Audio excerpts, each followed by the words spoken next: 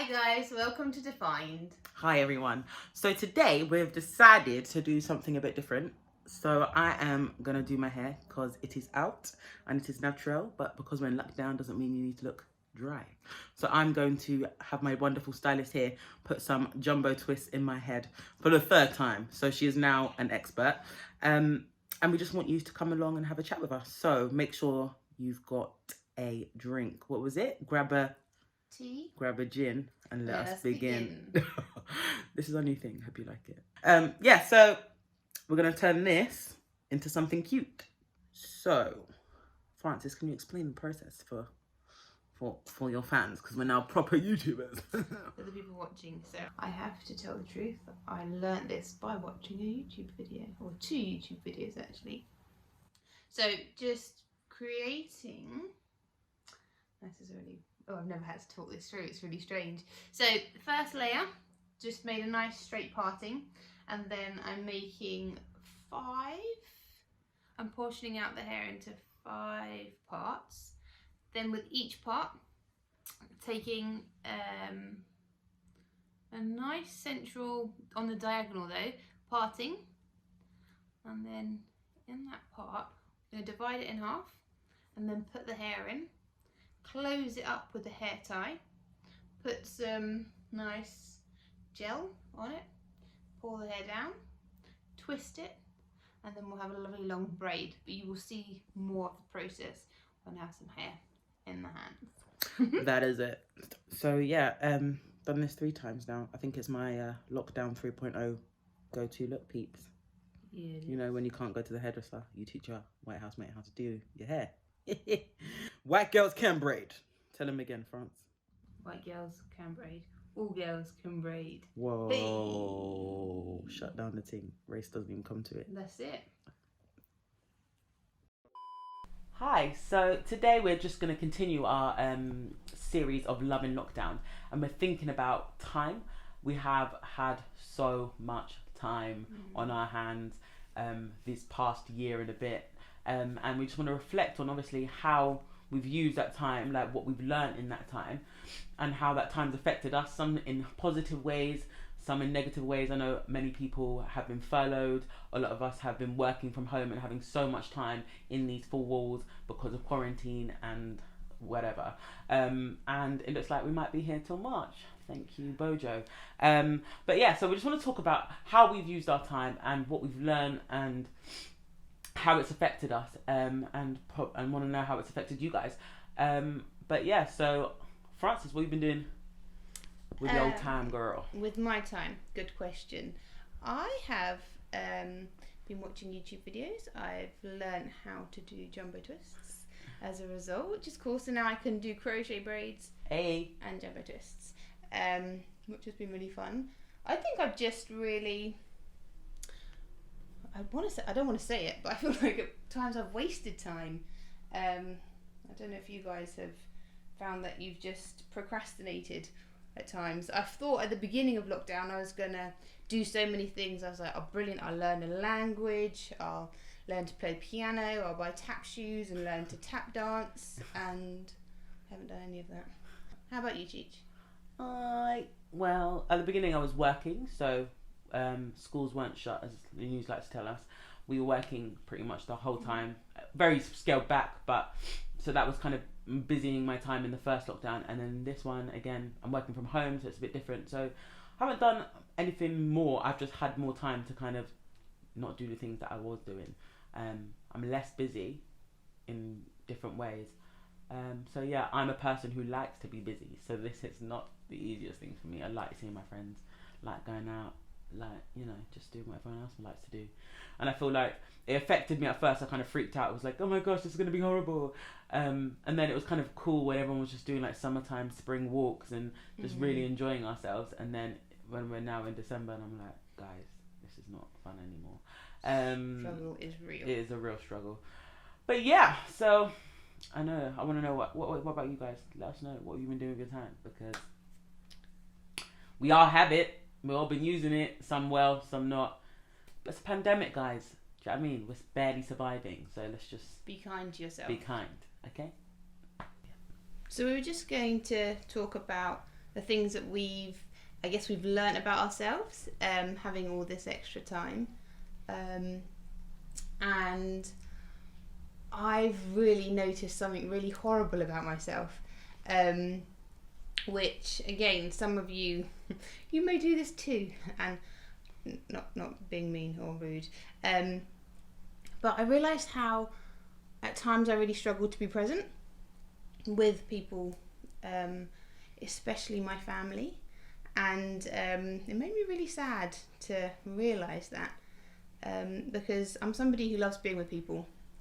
I said in the last episode that I realised how needy I am, but I do, I'm a real introvert, but at the same time I do love people, and I love being with people at times, and I realised that I'd be at dinner or just having a conversation, maybe with my parents or my siblings, and I'd be talking, listening, but at the same time I'd then be just thinking about work, or about the fact that we're not going on holiday this year, or anything. I could be thinking anything other than what we're actually talking about, and I thought, wow, how many of us struggle to be in it present? How many of us struggle to see the people that are in front of us, see what they're going through, in a time like this where we need each other, where we need to have people listen to us, and be able to go through with us what we're going through. It's so important, but at the same time it's so easy for us to be thinking, oh, what's going on Instagram, what's going on just on the TV, like what am I missing on Netflix, instead of being like, hey, what's going on in your life, like what are you struggling with, how can I help you?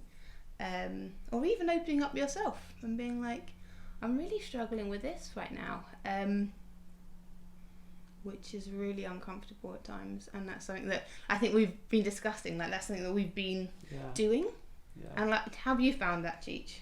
Yeah, I think again it's the stillness and the time that we've had has made us realise who is important and what is important. I think our society has realised that key workers were doing their jobs and have been doing their jobs without clapping on Thursdays, and without just getting discounts at different shops. Like key workers, NHS staff have been doing the job that they've been doing, and now it's accelerated, and they're working so much harder. But I think when we have had this time, we've realised that without them our society wouldn't run. And with teachers, and with our bin men, and with the people that serve us in Starbucks and in McDonald's, and people that work in Sainsbury's, like we've just realised the time has given us this has made us realise that who is important in our lives. And I think that whole idea of being present, it's being present within our own families, within ourselves, and present to what our society is going through and who is important. I think that's what has helped us, what we've seen in this time. I think I agree with you. So, I'm not sure about you guys, but some of you will have completely different belief systems to what Cheech and I believe.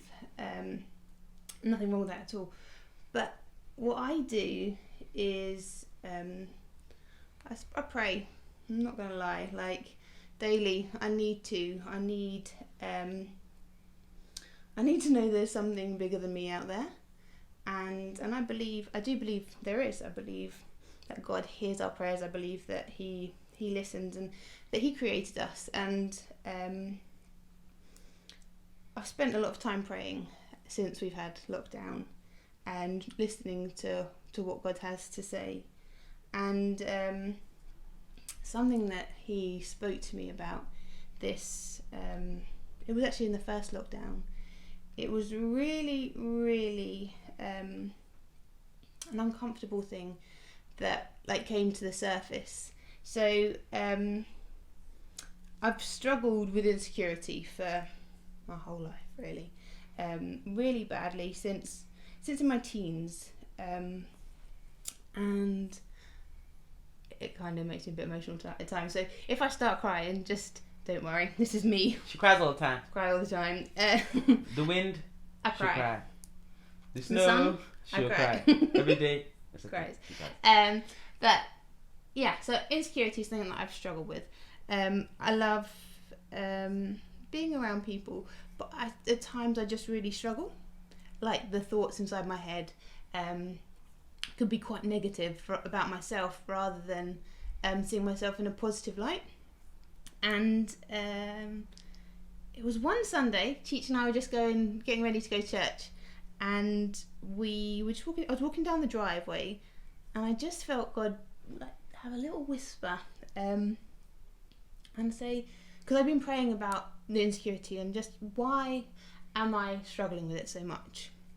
I guess was my question to God, and the answer came a little later. It's not as if it was just straight away, but He just said to me, "You struggle with self-loathing," and I'd never, I guess, put a name to what I did. I'd never. I just thought it was normal. I thought having such negative thoughts, I thought everyone would look in the mirror and say quite negative things about themselves.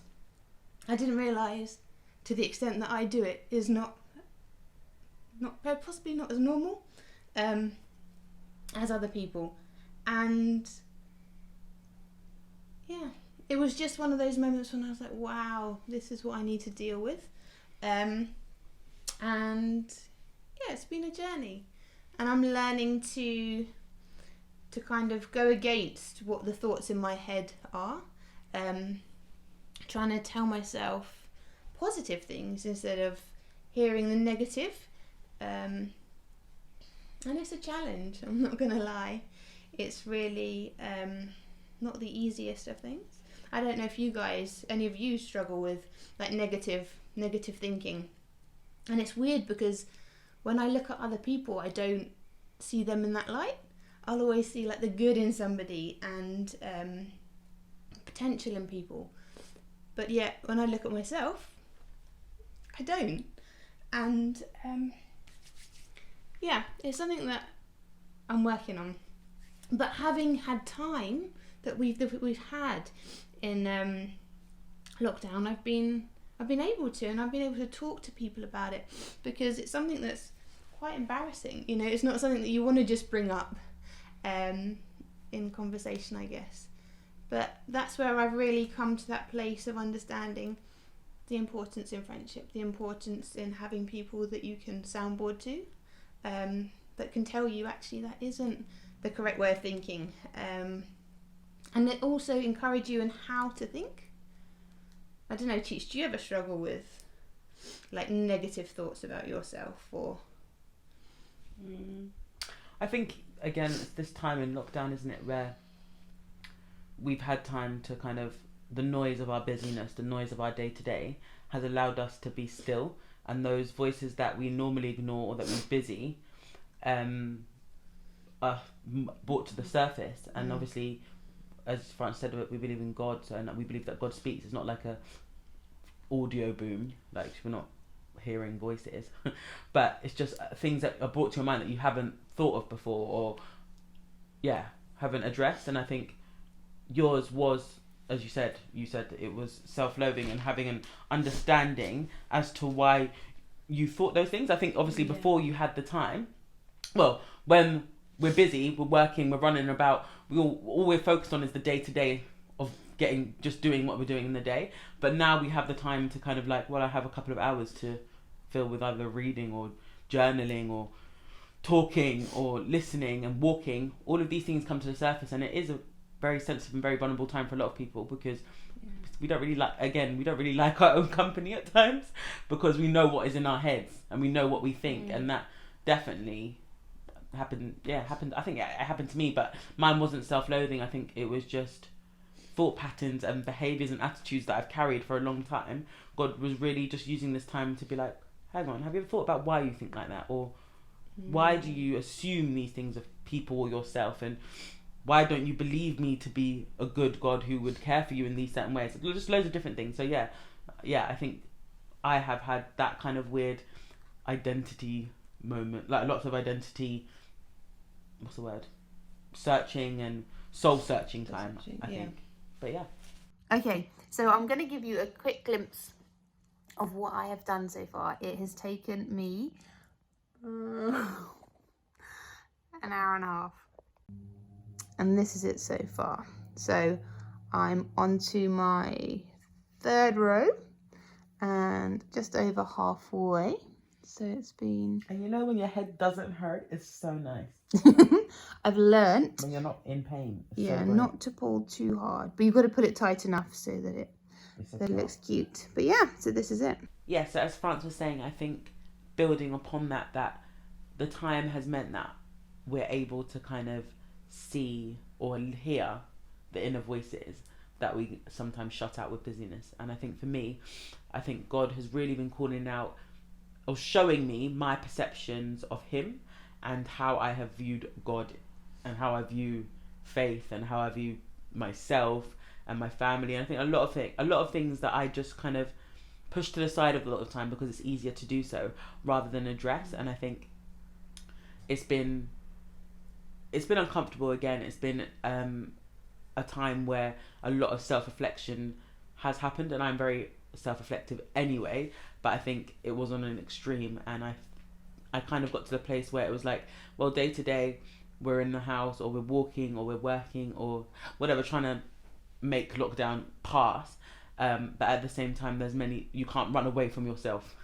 You can't run away from your thoughts or your mind. And it was good because I think we all, at the time our other housemate was living here, and we decided to do this course which was online by this ministry called Sacred Heart, and it was just looking at your heart and uncovering, like, just thinking about how God values the heart and how he values our emotions and our wants and our desires. And I think a lot of it, what I learned about myself was that I'm very tough on myself. I want to be the best, and I work hard to prove that I am who I am. But actually it got to the point where you're not working anymore, so who are you proving that to? Or you're at home now, so there's nothing to fight for. And actually it got to the point where, wow, okay, everything that I used to use as a kind of defense and keep me going were left. And the idea of the fact that actually I had to face myself, and the truth of the fact that I have negative beliefs about myself, or thinking that I have to do and I have to be and I have to fight and I have to always be the best to be valued or to be enough. And I think this time has given me a lot of time where I've actually started journaling and really writing down the reality of how I feel rather than trying to sugarcoat things, and trying to just bruise through things and fight through things, when actually sometimes you have to be real to grow. You have to be real to become stronger. You have to be honest with yourself about yourself, to know yourself, and also to heal. And I think this is what, again, this time has taught us, that a lot of us have a lot of healing to do. And that is a good thing. It's an uncomfortable thing, but it's a very good thing. So yeah, we've realised in this season that we have had time, and we've been really fortunate to have it. And at the same time, as I'm saying this, there's lots of people, like, you may not have had it.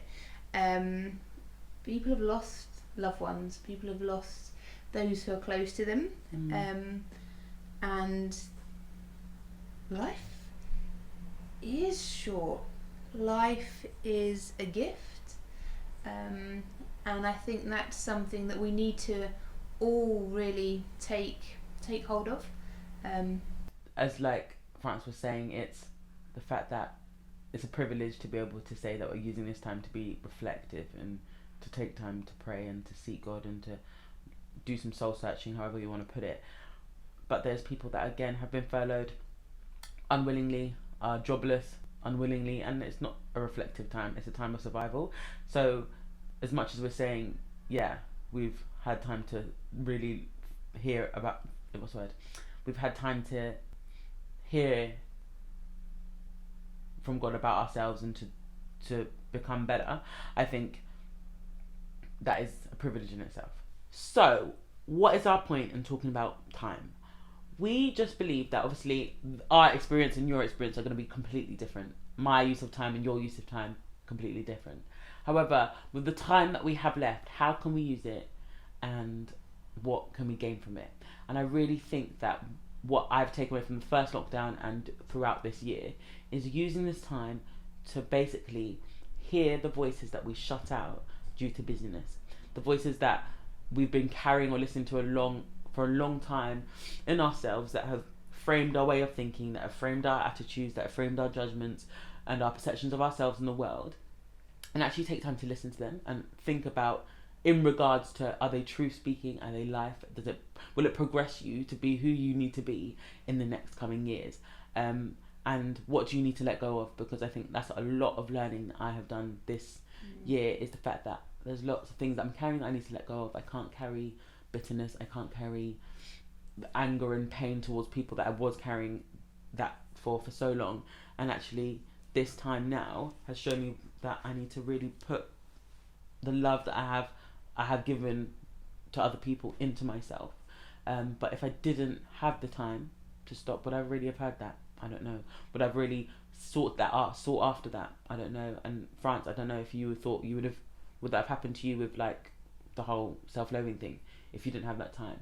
No, I don't think it would. So use this time to really, discern the voices that you've been listening to for so long that you probably don't even know that they're there, and question, like, what do you want to carry with you into hopefully a better 2021. So I would really love to encourage you, if you struggle with being present, to give it a go, to really make sure that when you're with your friends, when you're with your family, when you're with anybody really, that you're there. We've got so much going on, and I understand that, but let's just take things back and let's make time for people, because you don't know what's on the other side of that person. You don't know what they're going through deep down, and they may just want to share that with you. They may just need somebody to lean in. And yeah, I think that's such a beautiful thing. So if you can, that's my encouragement for you there. Yeah, I guess our last takeaway from our time in lockdown would just to be thinking about, what is it that you want to be after this lockdown ends, and obviously what do you need to let go that you were carrying before we've had this whole year of lockdowns. I think that is probably our last and final takeaway, because there is a future, there is a hope of a brighter future, and I think we've had such a time of revelation of what matters in our world, who matters in our world, what we're really carrying that was hindering us and holding us back, and why we should work through that so we can come out of this a bit stronger, better, freer, more whole. Really take time to think about that, because I don't think we never have enough time outside of this. If it was to go back to normal life tomorrow, and we'd probably all be busy within the first hour, and I'm booked and busy. So use this time now to dream and write down your dreams and chase your dreams. And obviously not everything is accessible to you right now. I know, like, France is planning a new career, and I'm planning to drive and do all these things that we can't physically do now, but there is so much you can do with the time you have, and just to get it out on paper, start talking about it, start talking to people who are in those industries, like, start seeking counselling if you need it, like, because this is the time to really make sure that your soul and your mind and your heart are as whole as they can be, because we've had time to invest into ourselves. So I think it would be invest in yourself. You can invest by buying some expressions and doing jumbo twist, if that's what you want to do, you can do it. So you know how shops have to be essential shops to be open right now. Can we talk about why black hair shops aren't? Because the lengths that I had to go to buy this expression, if you knew, guys, it's wild. It felt like I was doing drug deals just to buy weave. But that's not every area, obviously, of course, but where I live, it wasn't accessible. So I was having to call boss man outside the shop and be like, can I get this expressions, blonde ends, I need some Cantu shampoo. He was like, yes, I see you. Come round the back. I was like, if I get arrested for buying hair, is this life? 2020. Struggled.